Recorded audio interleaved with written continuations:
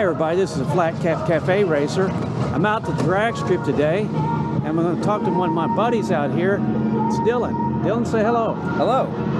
Hey Dylan, can you tell us a little bit about your bike here? Yeah, it's a 2016 ZX14R. 2016? Yeah, 2016 bone stock engine and transmission, but I've got it stretched about 14 inches over stock for the wheelbase. And then just basic drag racing stuff. I've got a slider clutch in it, so I don't have to worry about using a clutch lever anymore. Can you explain to us what a slider clutch does to the people? Yeah, it's almost, I guess the best example I could use is it basically acts like a torque converter in an automatic car. Anything below a certain stall speed, this bike is always in neutral. Engine can be on, I can be in gear, but if I give it throttle and it's not over about 5,000 RPM, the bike won't move, it's in neutral. So you have to hit that stall speed before the clutch will lock up and move the bike. So essentially when it comes down to it, it's just more consistent at the tree, at the line. When you let go of your button to leave, whether you're using a delay box like me or just leaving off of a button off the bottom bulb, the slider, once that button's released and your two-step disengages, it locks the slider and it'll send the bike down the track, and it slides the clutch for you for that first 60 to 100 feet. Nothing on the left hand. So you said something about a breakout box. What's a breakout box do? So this is a delay box or a breakout box. It basically is hooked into my button that I use. Instead of me having to time letting go of a button on the bottom yellow to get a good reaction time, this is wired into my two-step and everything, and I actually let go of my button the instant I see the top yellow, and you have a delay that you can put into this box of however many seconds or hundredths of a second that you need, and the idea is it's supposed to delay disengaging the two-step and letting the bike go to where you're leaving right when the light is going green. And so it's... You have to dial that in then? Yeah, you have to dial it in. The number I've got in there is kind of a safe number for me. I can get anywhere, depending on how much I attack the tree and let go of the button right on the dot. I can get anywhere from a 00 reaction time to a 30 or a 40 without touching the box. But sometimes you have days where it goes too quick, you still go red, so you just add a little time into the box. Or if you're going really green and you're seeing 80, 90, 100 lights, which is just not really competitive, you can take some time out of the box. Yeah. In my class, it's really competitive. Yeah. So then you can take some time out and just kind of fine tune where you want it. So we're talking about the reaction time, the time that actually the light is green, I guess, time you move out of break the beams, right? Yeah, essentially you're wanting your tire to be braking the beam as that light goes green. If you wait until you see green, you're going to have a really slow reaction time. If you ever watch videos of anybody racing, whether it's a car or a bike, if you can see a video of somebody from, say, the side or the front, when they're leaving and you can see the light as well, you'll notice that they'll actually start moving before the green light lights up, because you do have a little what's called rollout. You have a little bit of space for your tire to move before it actually trips that beam. Right. And so that's the whole point of reaction time, is you're wanting your tire to be braking that beam as close to 0 as you can.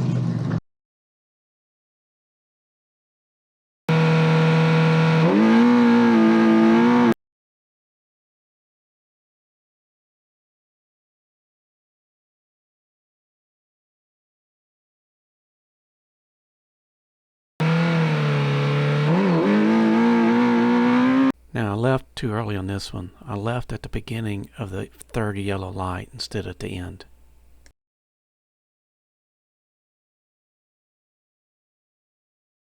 Not a lot of difference between leaving on time and leaving too early.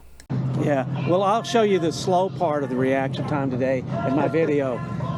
What kind of shifter you got on here? So that's an air shifter. It basically just hooks up to the stock shift lever, but it's hooked into an air tank. The air tank located back here? Yeah, the air tank's right there in the swing arm.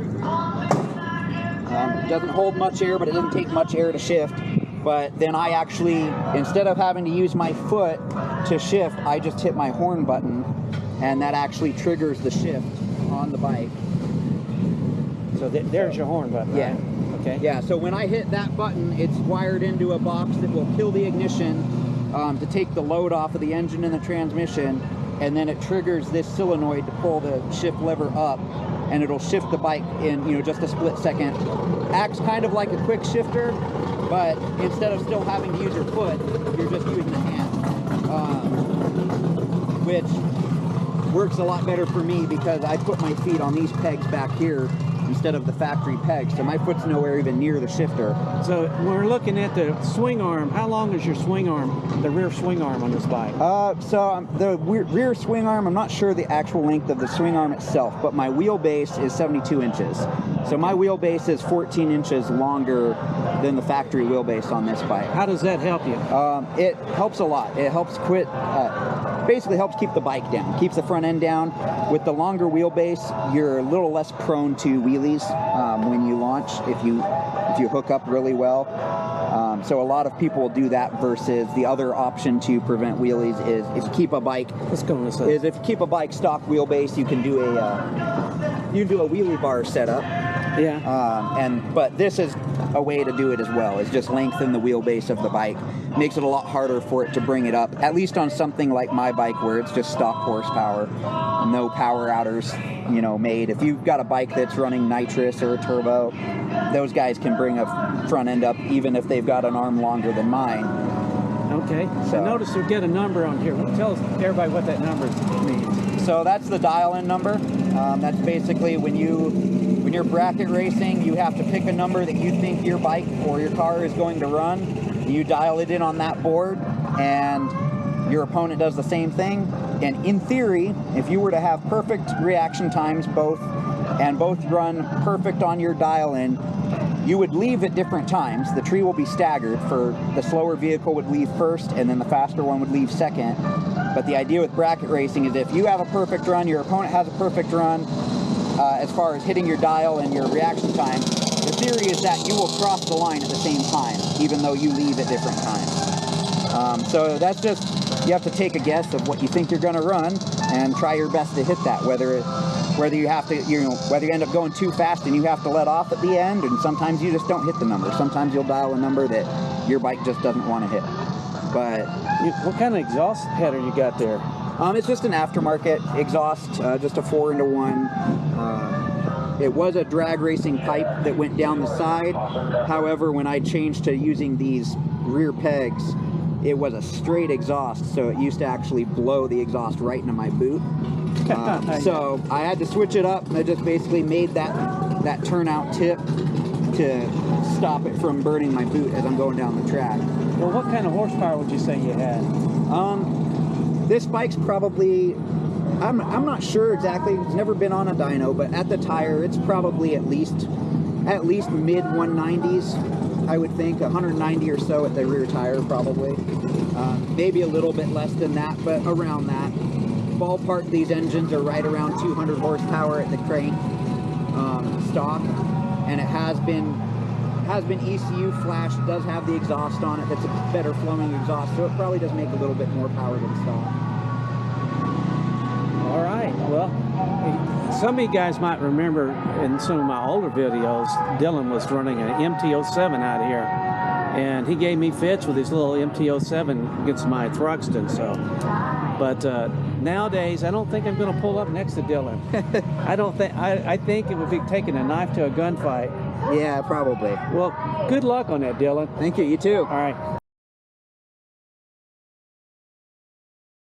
This is one of the fellow racers out here. The only exception is he knows what the hell he's doing.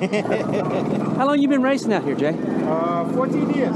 14 years. Came to Idaho 14 years ago. So he's running looks like he's running a Hayabusa with lots of mods. No, actually, No. What kind of? It's just got it's got the clutch. It's an aftermarket clutch. That's all it's got. Motor stock. I'm just trying to learn how to ride it now. Learn how to ride. ride it. That's a big toe in the sand. Hopefully we'll get some pictures of Jay running out here, but he knows how to ride. Yeah, You've been riding for a long time out here. I have. What kind of times you running with this? This one I'm not doing very well. I think the best I've got was only a 9.5 out of it. I'm not doing well with it right now. I'm having a lot of electrical issues, and we're trying to figure those out. What are you using? So you got a air shifter on yours? Yes. So now this is not the same bike you had out here before. No, I had a 14 out there, and unfortunately, I tried some new wiring harness in it, and it just hasn't worked out for me. So that one's sitting in the corner in the garage. Gremlins. Yes. Well, it looks sweet. I mean, Thank you. I need to take one of these to the Bonneville do land speed race. Maybe I'll come out there with you sometime. Oh, that would be I would cool. love to do that. Last year I crashed out there. 2023 I crashed, but 2024 we did pretty well out Good. there. And we're going to go back out there again, I think, in 2026. I have a friend. You might have met her. She runs a Hayabusa. I think she might have been there, and there's another one. She might have went to Loudon, but she's done over 200 on her Busa. Yeah. But everybody thinks, everybody run 200. No, you can't. No, you can't. It takes a lot of horsepower, and it takes a little bit of a runway to do it. Yes, it does. And when you get out in the salt, it's a little slick. I heard. I demonstrated it. well, thanks for talking to us, Jay. It'd been about 2 years since I'd been out there, but the racers are always friendly, always come up and talk to you and help you out. So if you enjoyed this video, please feel free to like, comment, and subscribe. Thank you.